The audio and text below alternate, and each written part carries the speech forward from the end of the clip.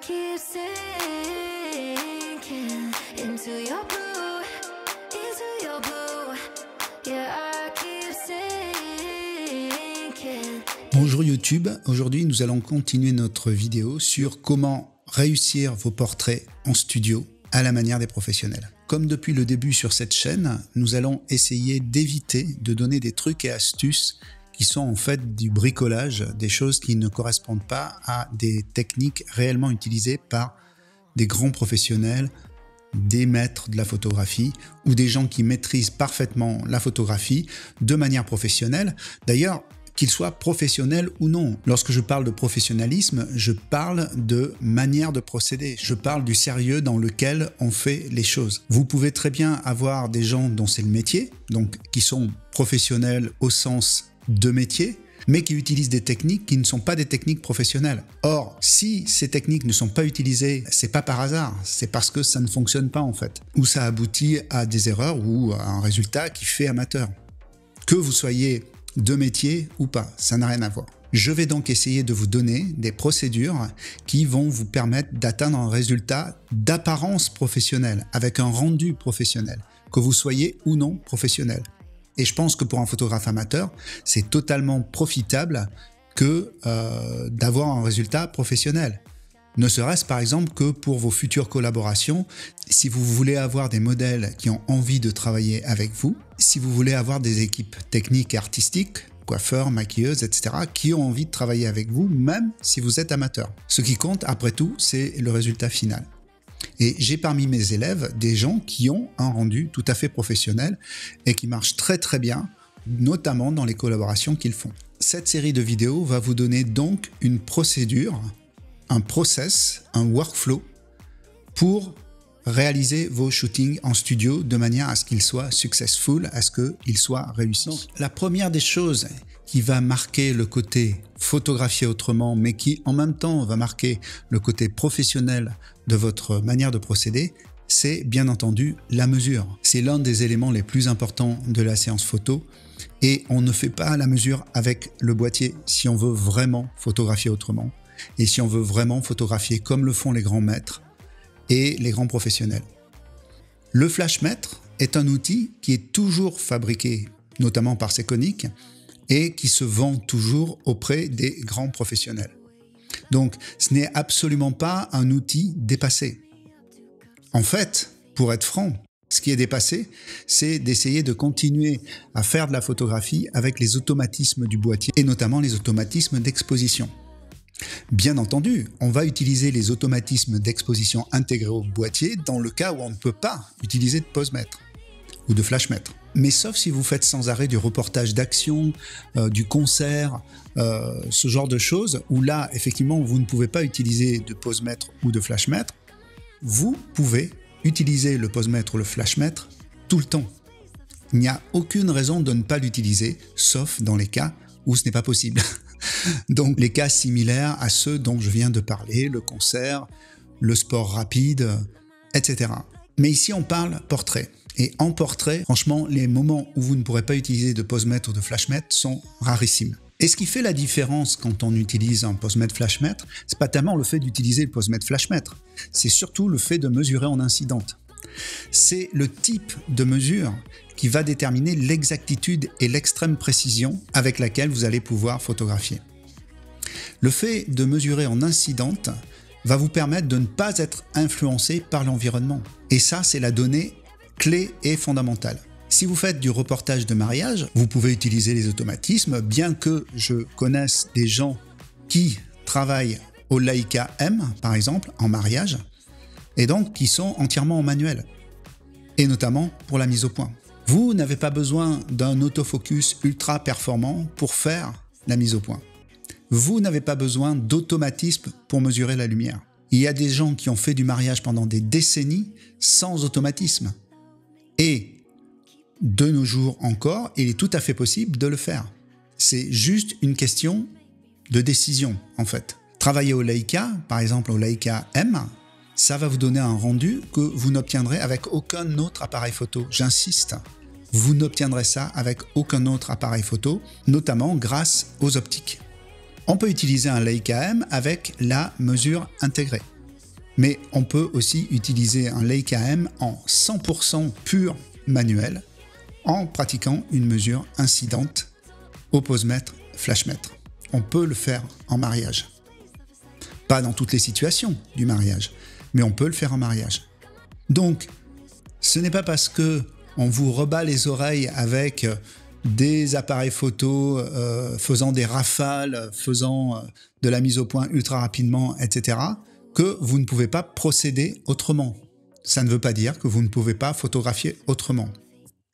Voilà, donc si vous êtes un débutant à la recherche d'une autre manière de photographier, ou quelqu'un de confirmé, voire même un vétéran, et que vous avez envie de changer votre manière de procéder, vous pouvez mesurer en incidente.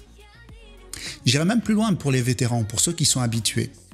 Vous avez une manière de procéder, votre manière habituelle, qui est d'utiliser les automatismes, de prendre en boîtier réflexe ou hybride, ultra rapide, etc. Vous pouvez conserver cette méthode.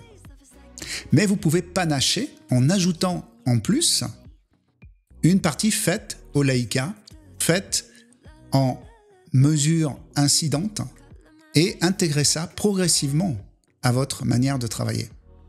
Et ça va vous différencier parce que, bien évidemment, des photographes de mariage, il y en a des tonnes. Bon, il y a aussi beaucoup de mariages à faire, donc pour ceux qui travaillent bien, il n'y a aucun problème pour remplir le calendrier. Mais si vous, à titre personnel, et pour en faire bénéficier vos clients, vous avez envie d'avoir une nouvelle vision de la photographie de mariage, soit dit en passant, il y a des gens qui l'ont déjà et qui pratiquent déjà ça depuis des années, vous pouvez passer à la mesure incidente, même avec votre appareil actuel, même si ce n'est pas un Leica. C'est tout à fait possible. Et ça va vous donner et une autre manière de travailler, et un autre point de vue, et probablement un autre storytelling. Ça sera vraiment complètement différent. Voilà. Je vous laisse y réfléchir, et vous pouvez même me contacter si vous êtes intéressé par ça, de manière à ce que, via Zoom par exemple, on puisse en discuter et je puisse vous aider à faire ce changement de direction si vous avez l'intention de le faire. Ou si vous avez envie de savoir ce que ça pourrait être si vous faisiez ce changement.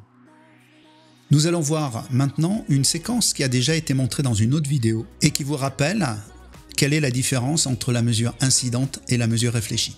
La mesure incidente consiste simplement à mesurer la quantité de lumière qui arrive sur le sujet. On va mesurer à un point précis, en l'occurrence devant le visage du modèle par exemple. On va mesurer la quantité de lumière qui arrive donc à ce point précis. Donc la mesure incidente va vous donner la quantité de lumière qui arrive sur le sujet. L'avantage de ce type de mesure, c'est que quel que soit le sujet que vous allez photographier, il sera toujours correctement exposé. Si vous photographiez un mannequin habillé en noir à la peau noire sur un fond noir et un mannequin à la peau très claire habillé en blanc sur un fond blanc, dans les deux cas, vous n'aurez pas besoin de changer quoi que ce soit au niveau de votre exposition. Tout simplement parce que, quel que soit le sujet éclairé, il recevra toujours la même quantité de lumière. Et c'est tout l'intérêt de la mesure incidente. A l'inverse, la mesure réfléchie, elle, va vous donner deux expositions différentes, alors qu'en fait la lumière n'a pas changé. Il est donc illogique qu'il y ait deux mesures différentes. La mesure réfléchie a pour but d'essayer d'évaluer quelle aurait pu bien être la mesure incidente si on l'avait faite en incidente. En fait, l'appareil photo est équipé de plein de systèmes, de capteurs, d'informatique, etc. qui vont essayer d'évaluer, donc c'est un système d'évaluation, quelle aurait pu bien être cette mesure, cette fameuse mesure incidente, si on l'avait faite en incidente. Je ne vais pas rentrer dans les détails techniques de comment se fait une mesure réfléchie, mais il faut savoir que c'est un système complexe et surtout, c'est un automatisme. Ce n'est qu'un automatisme, ce n'est pas une mesure. Le flashmètre est un appareil de mesure. C'est un appareil de mesure qui est normé, ça veut dire qu'il suit des normes, et en l'occurrence, il suit la norme sensibilité ISO. Et c'est un appareil qui est calibré, ça veut dire que tous les flashmètres vont donner la même mesure. Le flashmètre vous donne la mesure, vous appliquez la mesure sur le boîtier, et tout votre système est correctement réglé. Et restera réglé tant que vous ne changez pas de source, et tant que vous ne changez pas de distance flash-sujet. Alors, je vais faire une petite parenthèse sur l'histogramme. L'histogramme n'est pas un instrument de mesure. L'histogramme ne vous donne pas l'exposition. L'histogramme est un outil, un automatisme qui va vous aider à évaluer l'exposition. Mais ce n'est pas un instrument de mesure. L'histogramme est un outil statistique qui vous donne la répartition des pixels de votre photographie sur tout le spectre lumineux, depuis les basses lumières jusqu'aux hautes lumières. C'est ça la définition d'un histogramme. Associé à l'histogramme dans votre boîtier, vous avez également un indicateur de surexposition. Donc je répète, l'histogramme, c'est le reflet statistique de la photo que vous venez de faire. Il faut avoir fait une photo pour avoir un histogramme. Le flashmètre, lui, va vous permettre de mesurer la photo que vous allez faire. Plus précisément, toutes les photos que vous allez faire. Donc, revenons sur notre mesure incidente. En fait, on va donc mesurer la quantité de lumière qui arrive sur le sujet. On va placer le flashmètre devant le visage du modèle. On va viser la source avec la sphère du flashmètre. Puis, en déclenchant le flash, vous allez avoir sur le flashmètre une mesure exprimée en diaph. Le flashmètre vous donne un diaph. C'est le diaph reporté sur votre appareil photo tout simplement. Donc, vous faites une mesure au niveau du visage du modèle et votre source est réglée une bonne fois pour toutes. Lorsqu'on mesure en lumière réfléchie, en utilisant l'automatisme du boîtier, on ne se rend pas forcément compte de l'impact négatif que ça peut avoir au niveau du public. Si vous avez affaire à un client, que ce soit un client particulier dans le cadre de photos de famille par exemple, ou à un client professionnel qui a quelques connaissances en photographie ou qui a suffisamment de connaissances en photographie pour s'apercevoir que vous ne mesurez pas au posemètre et donc que pour lui, dans son esprit, ça pose un problème de manque de professionnalisme, vous risquez d'avoir un problème de sérieux et de confiance avec votre client. Et ça, vous ne pouvez pas le prévoir à l'avance. J'ai 2 anecdotes. J'ai un de mes clients qui est un client professionnel qui m'a dit qu'il avait travaillé avec d'autres photographes avant et que ces photographes ne mesuraient pas la lumière. C'est le terme qu'il a utilisé. Pourtant, le gars n'est absolument pas photographe. Mais par contre, il utilise pour son entreprise des séances photos, des shootings photos pour ses produits. Et donc, il a été suffisamment averti en photographie pour s'apercevoir que le flashmètre n'avait pas été utilisé et lui, ça lui posait un problème. Un problème de confiance, de sérieux, etc. À tel point qu'il m'en a parlé à moi et qu'il s'est trouvé très rassuré sur le fait que je mesure la lumière. Et du coup, si vous utilisez la mesure incidente, au posemètre ou au flashmètre, ou les deux, ça vous positionne comme quelqu'un de sérieux et de professionnel. La deuxième anecdote vient d'un stagiaire qui m'a expliqué que pendant un shooting famille, il avait eu à photographier quelqu'un qui, en fait, était photographe et mesurait lui-même en mesure incidente. Et ce stagiaire, à cette époque, n'utilisait pas encore le flashmètre. Donc le client, qui était un client qui était là pour de la photo famille, lui a dit « mais tu ne mesures pas la lumière, comment ça se fait ?» Bref, ça semblait lui aussi lui poser problème. Vous pouvez éviter de vous retrouver donc dans une telle situation simplement en utilisant la mesure incidente. Vous ne pouvez pas savoir à l'avance si les gens ne vont pas vous faire la remarque. En revanche, vous n'aurez jamais la remarque comme quoi vous mesurez la lumière au posemètre et c'est pas bien. Non, ça n'existe jamais. J'ai eu de nombreuses fois des gens qui étaient très étonnés de me voir mesurer la lumière, des modèles amateurs notamment, ou même certains clients, parce qu'ils n'étaient absolument pas habitués à ça, mais ça n'a jamais un effet négatif. Jamais, jamais, jamais. Bien au contraire, ça a toujours un effet extrêmement positif. Ça donne une sensation de professionnalisme. Je vous dis ça simplement parce que c'est en discutant avec des gens que les gens m'ont dit oui, on voit tout de suite que ça fait pro de mesurer la lumière parce que on voit ça que au cinéma, on voit ça dans des behind the scenes de shooting, on voit ça en général dans des choses prestigieuses. Ça donne même une image un peu glamour et un peu cinématographique, on va dire, de la photographie. Donc profitez-en, la mesure au flashmètre, posemètre en mesure incidente a un effet tout à fait positif d'un point de vue relation publique, en dehors de l'aspect purement technique et artistique. A l'inverse, lorsque vous mesurez en lumière incidente, il y a des choses que vous êtes obligé de faire qui ont un côté très négatif vu de l'extérieur. Notamment lorsque vous devez faire un nombre indéterminé de photographies en présence du modèle avant de commencer votre séance. Et que vous devez faire ces réajustements pendant la séance parce que il y a eu un changement notamment de vêtements et votre appareil photo semble ne pas pouvoir s'en sortir. Donc, qu'est-ce que vous faites? Vous refaites une tentative de réglage en prenant plusieurs photos les unes après les autres afin d'avoir l'histogramme et d'essayer de vous en sortir avec ça. Mais tout ça, c'est du bricolage. J'insiste, c'est du bricolage. Ça ne fait pas sérieux du tout. Ça ne fait pas professionnel. Les grands professionnels utilisent la mesure au flashmètre, posemètre. Ce qui va permettre de faire cette mesure au moment où le modèle n'est même pas là. Elle est au maquillage, les filles sont au maquillage, les équipes techniques et artistiques sont affairées. Vous, pendant ce temps-là, vous faites votre mesure sur vous-même. Et personne n'aura vu que vous avez fait une mesure. Le modèle arrive sur le set, première photo, elle est bonne. Et ça, c'est professionnel. C'est réellement ça, le professionnalisme. Donc voilà, c'est une des raisons fondamentales pour lesquelles vous avez vraiment tout intérêt à mesurer en incidente. Je vais vous montrer ici un extrait d'une vidéo précédente qui donne un exemple d'utilisation du flashmètre posemètre en lumière incidente, donc dans le cadre d'un shooting catalogue. Je vous laisse regarder cette séquence.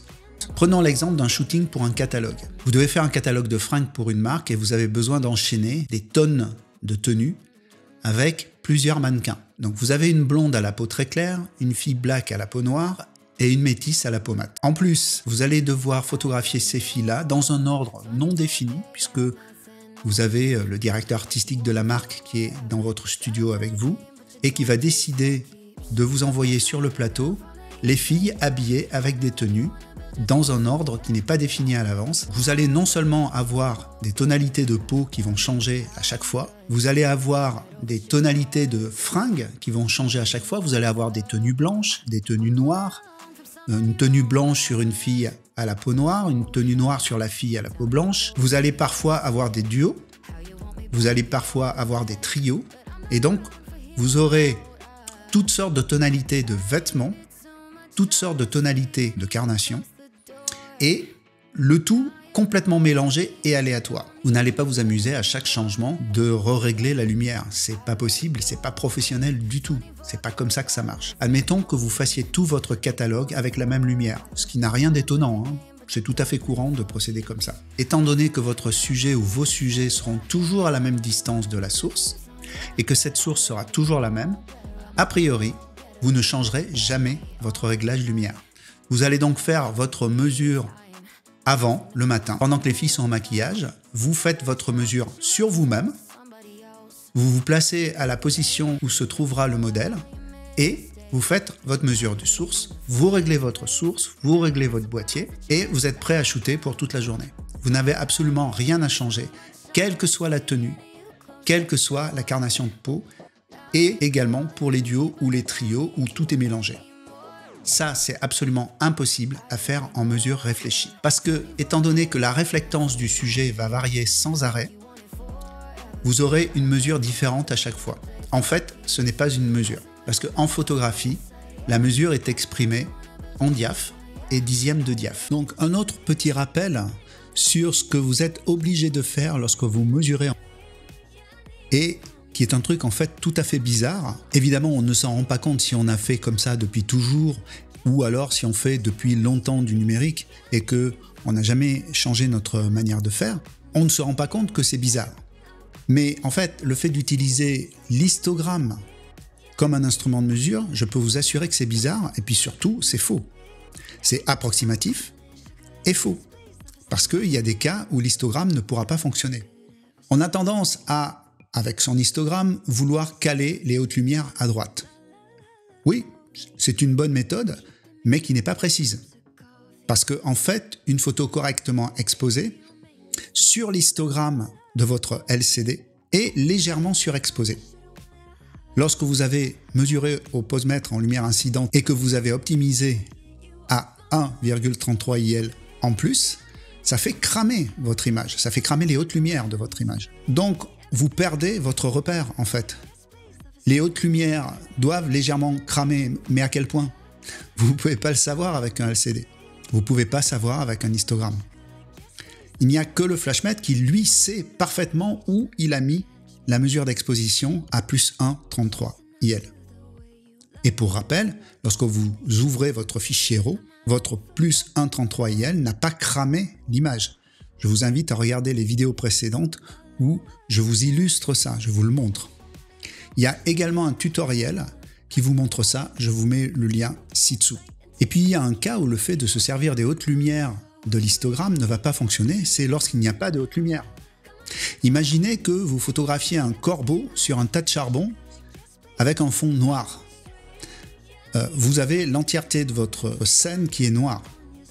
Comment vous allez faire pour caler les hautes lumières, sachant qu'il n'y a plus de hautes lumières dans la scène photographiée? Vous allez avoir un histogramme qui sera complètement regroupé à gauche. Vous allez avoir une montagne de pixels dans votre histogramme qui est calée à gauche. Et donc, vous ne pouvez pas savoir où se trouvent les hautes lumières puisque vous n'avez rien dans la scène qui vous permet de caler les hautes lumières. Donc, l'histogramme, la mesure à l'histogramme ne marche pas. Tout simplement parce que l'histogramme n'est pas un instrument de mesure.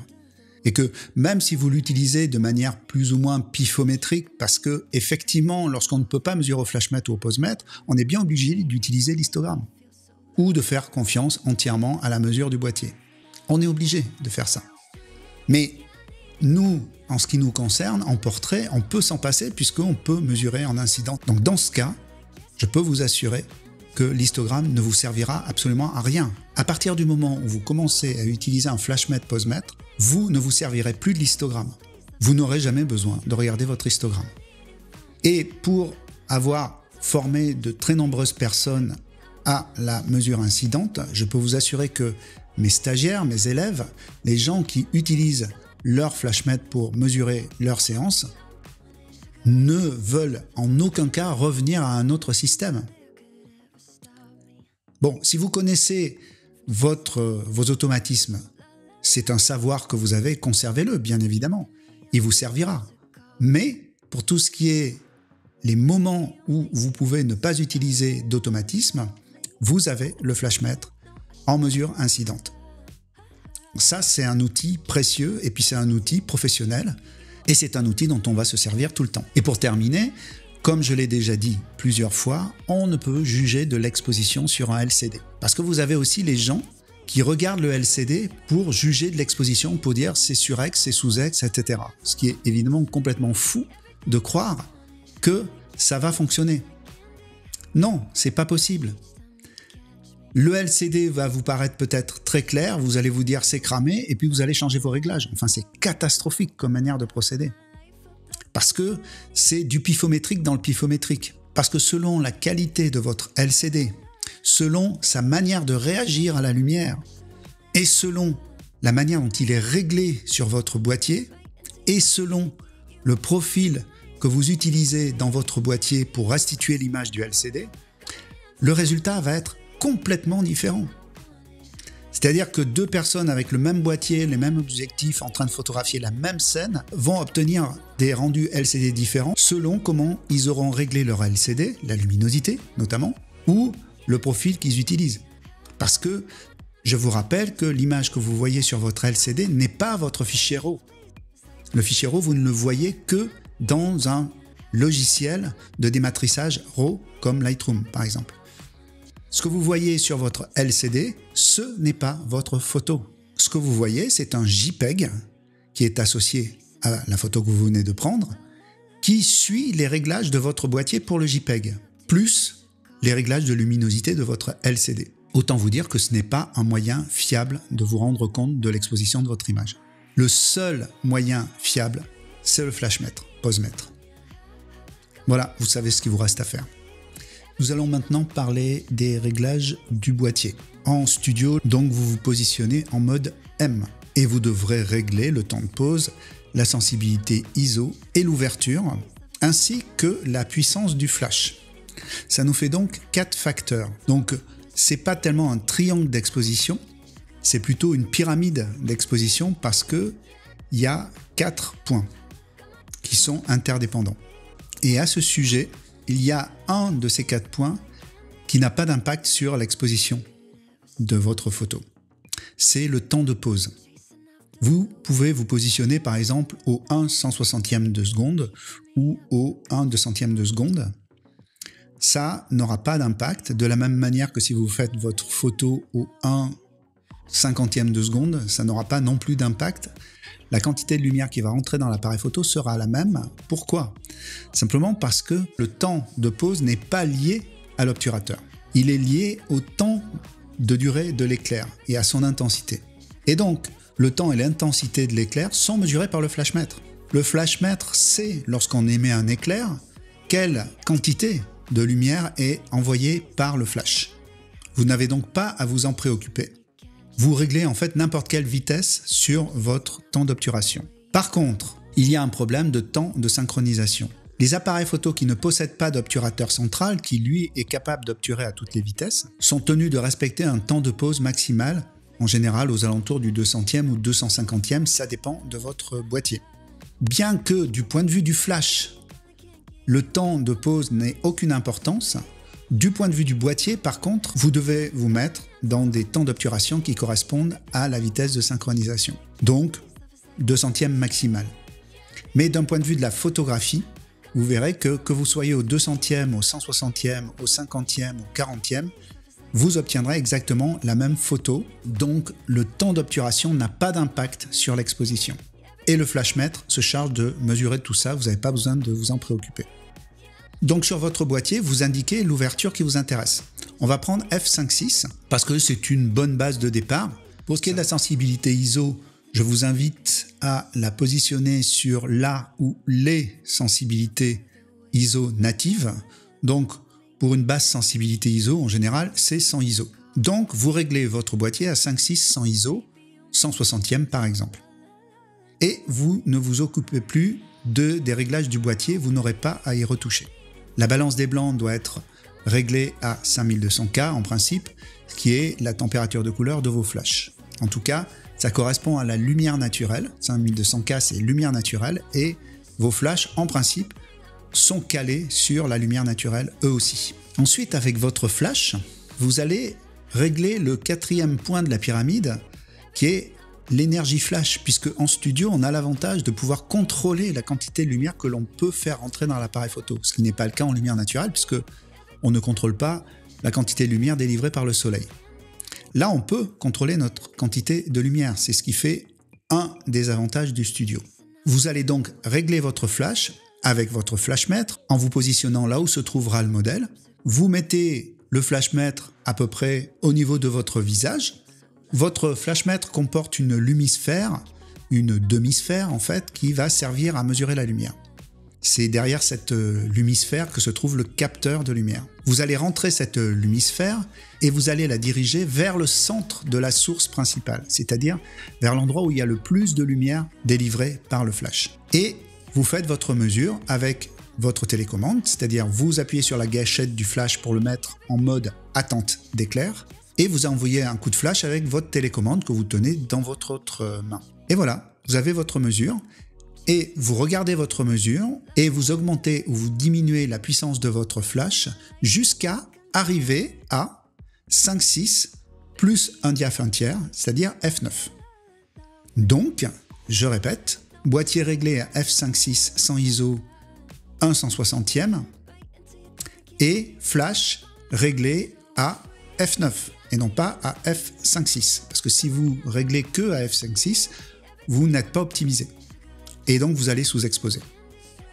Donc n'oubliez pas, f5.6 plus un diaph 1 tiers ça fait f9, donc vous réglez votre flash à f9.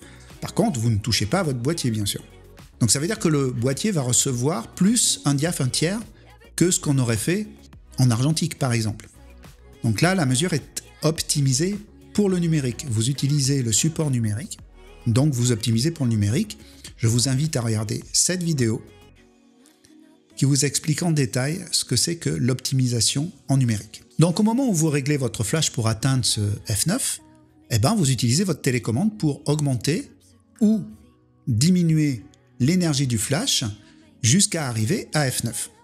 Et si votre flash est un ancien flash qui ne possède pas des réglages à distance, vous faites le va-et-vient entre le flash et la position où vous faites la mesure. Évidemment, il faut mettre un repère au sol, par exemple, pour être sûr que la mesure sera faite toujours au même endroit. Et puis, de toute façon, le repère au sol vous servira pour votre mannequin. C'est-à-dire que votre mannequin devra être sur ce repère au sol, puisque la distance flash-sujet ne doit pas changer. Donc, il faudra que le mannequin soit toujours au même endroit, en l'occurrence sur le repère au sol.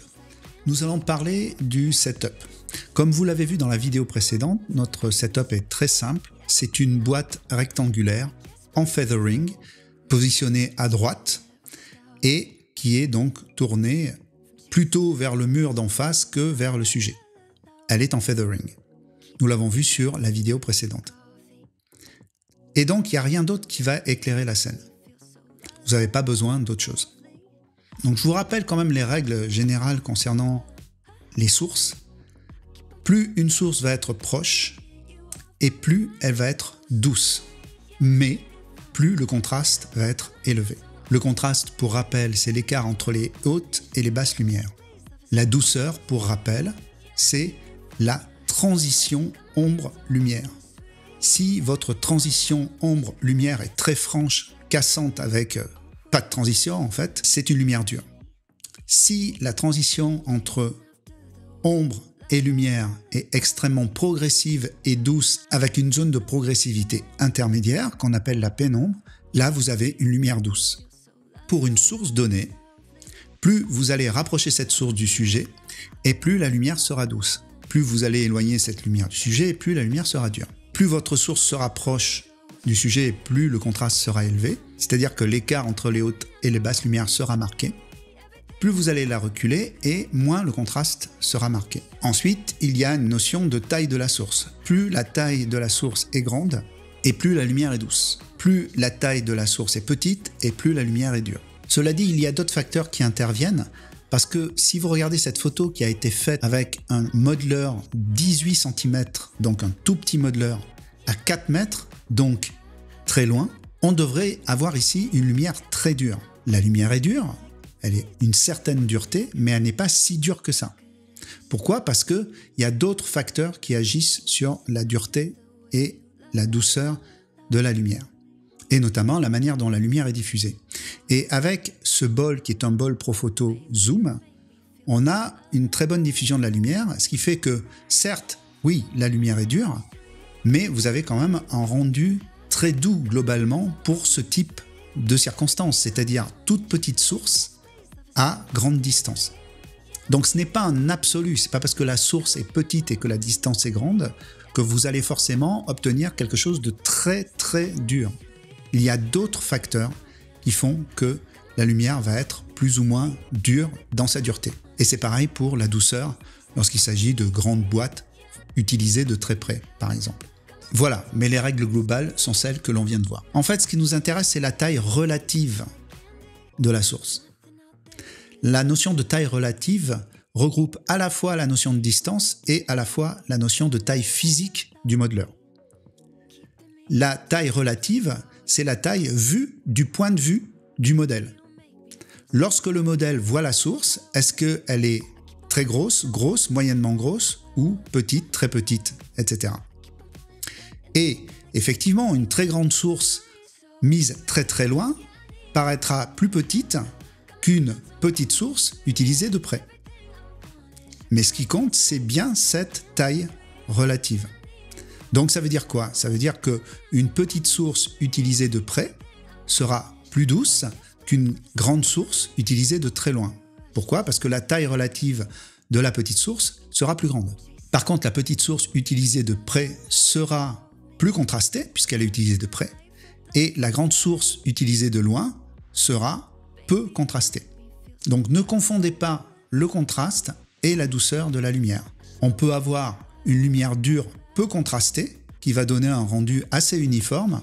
C'est le cas de l'exemple que je vous donnais avant avec ce bol de 18 cm.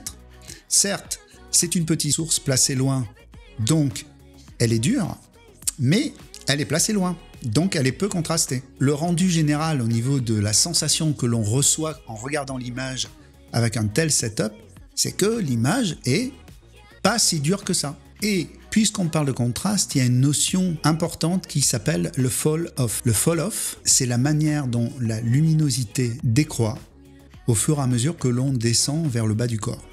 Vous avez une quantité X de lumière sur le visage, et puis sur les pieds, vous avez une quantité X moins quelque chose. Un fall-off de moins 0,3 IL au pied, c'est un fall-off que l'œil et le cerveau considèrent comme nul, c'est-à-dire en gros que l'œil considère qu'il n'y a pas d'écart entre les deux, alors qu'il y a bien un écart donné par le flashmètre. Et c'est l'une des utilités du flashmètre, c'est justement de pouvoir mesurer cet écart. Donc si votre client a envie d'avoir un éclairage relativement uniforme, vous pouvez aller jusqu'à un fall-off même assez important, moins 1,5 IL entre la tête et les pieds. L'œil considérera ce fall-off comme quelque chose d'uniforme et il le verra comme uniforme. Il n'y a que la mesure ou un examen attentif de la photo qui va vous dire que effectivement oui, il y a un peu moins de lumière en bas. Par contre, un fall-off marqué comme moins 1 IL, moins 1 IL et demi, moins 1 IL et 2/3 d'IL, ça commence à faire des fall-off très marqués, ce qui va donner un rendu un peu dramatique ou un peu artistique, tout dépend du contexte, et c'est quelque chose que vous allez pouvoir utiliser pour donner un autre rendu un petit peu plus artistique, un peu plus dramatique, ou pour avoir quelque chose de plus sombre en bas volontairement. Donc tout dépend de ce que vous voulez comme rendu. Quoi qu'il en soit, votre flashmètre, par une mesure de contraste qui est une mesure d'écart entre la tête et les pieds, va vous dire il y a tant entre la tête et les pieds, et ça va vous permettre de constater ce fall-off ou de le régler après l'avoir constaté. C'est-à-dire que une fois que vous avez constaté par exemple que votre fall-off est trop fort, vous pouvez agir en conséquence, repositionner votre source et notamment la repositionner en distance de manière à faire en sorte que ce fall-off soit moins important si c'est ce que vous voulez obtenir. Je vous rappelle que nous avons vu que plus la source est éloignée et plus le contraste baisse. Donc vous pouvez agir sur votre fall-off. Si vous reculez votre source un petit peu plus, vous allez baisser le contraste et donc faire que votre fall-off, au lieu d'être à moins 0,66 entre la tête et les pieds, eh ben, il sera à moins 0,33. C'est-à-dire, au lieu de 2/3 d'IL en moins entre la tête et les pieds, vous n'aurez plus qu'un tiers d'IL en moins entre la tête et les pieds. Et ça paraît pas, mais c'est quand même notable comme différence. Et ça, vous pouvez le faire en reculant la source. Donc, oui, reculer la source va durcir la lumière, mais dans des proportions tout à fait négligeables par rapport au fait d'avoir baissé le contraste. Parce qu'une baisse de contraste, l'œil y est sensible. Au moins autant qu'à la dureté de la lumière, sinon plus. Parce qu'on sera plus sensible à une lumière dure contrastée qu'à une lumière dure non contrastée. On va percevoir le contraste comme quelque chose de plus dur, plus triste, plus agressif, plus marqué. Tout dépend du mood qu'on associe à la notion de contraste. Voilà. Donc vous voyez que le contrôle du contraste, c'est quelque chose de très important. Et ça, c'est quelque chose que vous ne pouvez pas faire sans faire de mesure au flashmètre, parce que le flashmètre, d'une part, vous permet de savoir où vous êtes, ça vous donne une indication de là où vous êtes au niveau du contraste, et puis ça vous permet d'agir sur ce contraste. Alors qu'en mesure incidente, vous êtes complètement au pifométrique, vous travaillez au doigt mouillé, et comme vous l'avez compris, ce n'est pas professionnel. Voilà, nous avons fini pour aujourd'hui pour cette partie du sujet. Comme vous le constatez, c'est à la fois complexe parce qu'il y a beaucoup de choses à prendre en compte, mais c'est également très simple si vous suivez les conseils des pros et des maîtres, et notamment si vous utilisez cette fameuse mesure incidente au flashmètre ou posemètre. En studio, on utilise un flash et donc on utilise la partie flashmètre de votre flashmètre posemètre. En lumière naturelle, vous utilisez la partie posemètre de votre flashmètre posemètre, et en lumière mixte, on utilise les deux, flashmètre et posemètre, selon la source que l'on mesure. Dans la prochaine vidéo, nous verrons tout ce qui concerne la préparation de la séance, tout ce qui doit être fait en amont de la séance, et nous verrons tout ce qui concerne la direction du modèle, parce que en regardant les vidéos qui traitent du sujet dont nous sommes en train de parler, en l'occurrence de faire une séance portrait en studio, j'ai vu énormément de fausses données sur la manière dont on doit diriger le modèle. Et moi, en tant que photographe et formateur, je suis confronté souvent à ça, c'est-à-dire que je récupère des modèles qui ont été extrêmement mal dirigés, avec plein de défauts, et je dois corriger ça. C'est pour ça que j'espère que cette prochaine vidéo va vous permettre d'aborder la direction du modèle sans provoquer ce genre de désagréments, de fausses données, de mauvaises indications, de mauvaises directions au modèle, ce qui fait qu'ensuite les résultats sont très amateurs. Je vous rappelle que la chose la plus importante en ce qui concerne le modèle, ce n'est pas les poses, mais alors pas du tout. C'est pas ça la chose la plus importante. La chose la plus importante, c'est le regard, c'est la connexion entre modèle et photographe. Nous en parlerons donc dans la prochaine vidéo. Cette prochaine vidéo contiendra également une démonstration de shooting. Voilà, cette vidéo est terminée. Je vous mets le lien ci-dessous pour que vous puissiez accéder au tutoriel dont nous avons parlé dans cette vidéo. Et également, vous pouvez accéder à une vidéo gratuite qui concerne la direction du modèle. Vous aurez besoin de cette vidéo pour comprendre encore mieux la vidéo suivante, celle qui va arriver ici sur YouTube. Et vous pouvez accéder à cette vidéo en cliquant sur le lien que je vous mets ci-dessous. Voilà. Si vous avez apprécié cette vidéo, donnez-lui un like et abonnez-vous à la chaîne. Comme ça, vous êtes informé de l'arrivée des nouvelles vidéos. Et puis, n'oubliez pas, restez frais. Sugar like yes, please, love is